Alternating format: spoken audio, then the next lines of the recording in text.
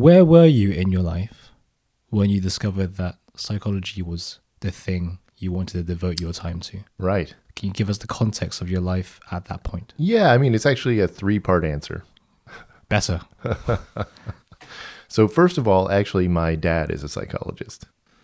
So it was certainly on my radar from a very young age. Probably around age 4 or 5, I started to realize he went away and did something at some office somewhere, which is a thing that you can do.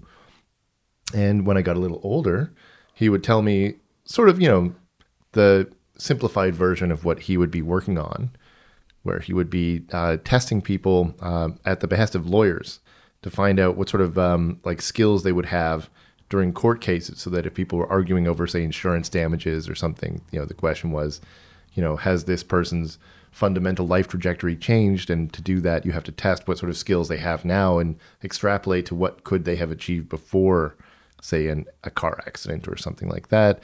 I thought, okay, that's kind of interesting, that you can do that. It's a specialized thing. It's not just at school. We heard a lot about, you can be a firefighter, you can be a police officer, the standard industries.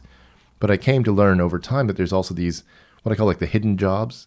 There's so many specialist positions that you never find out about in elementary school. They don't write those into like children's books, like, oh, you could be some sort of insurance person, But it was on my radar from a young age. And so that was part 1. And then part 2 is I ended up going to boarding school. I went to a couple. And one that I went to was an interesting experience. I went to a religious boarding school on the Saskatchewan prairie. Okay, and it was this little tiny town, 1 square mile, and quite far from every other thing except wheat and cows. And it was a sort of an all-encompassing religious community. And I was coming as a kid from the city who, vaguely went to church once or twice and wasn't quite sure what to think of it all, and wasn't too fussed either way. I was just like, okay, we'll just sort of see how this goes. And this is a plot of land 1 square mile owned by the church, with the largest building in Saskatchewan, which is a church, a school, which is a high school boarding school run by the church, a seminary run by the church, an elementary school run by the church, a gas station, convenience store, grocery store run by the church, and every home in this square plot of land is owned by the church. So in order to have a home there, you must purchase the land from the church, which means you work for the church, which means everyone is part of this church. So you can imagine the insularity of this community. And coming there, I was sort of I've got some science education. I've learned some stuff. I thought, I'll just see how it goes. I'm not going to worry too much.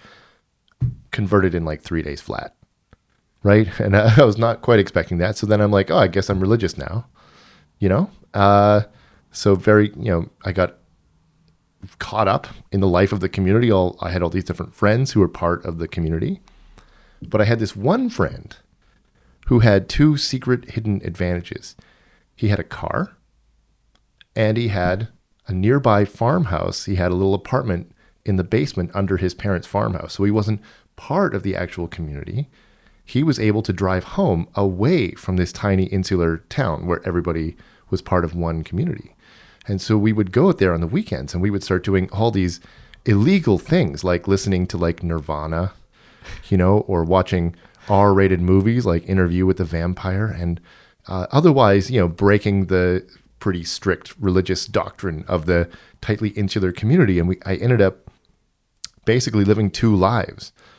In the one, in my standard life, I was sort of this nice, good, religious kid, upstanding member of the community, doing my classes and my schoolwork and going to church 6 days a week was what was required there. And on the other, I had this sort of shadow life where we would go and we would break the school rules by playing this horrible game called Dungeons and Dragons, and we would otherwise, break all the conventions. And I was like, this is really fun. This is really cool.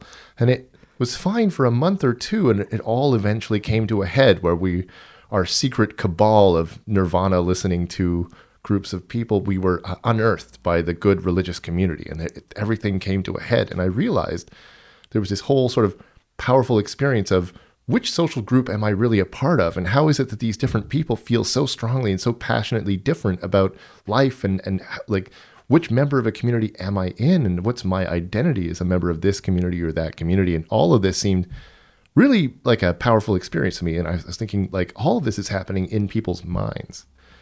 You know, I had to work very hard overtime, like a lawyer, arguing that we shouldn't be expelled from this religious community because we weren't technically breaking the rules, we were merely bending them.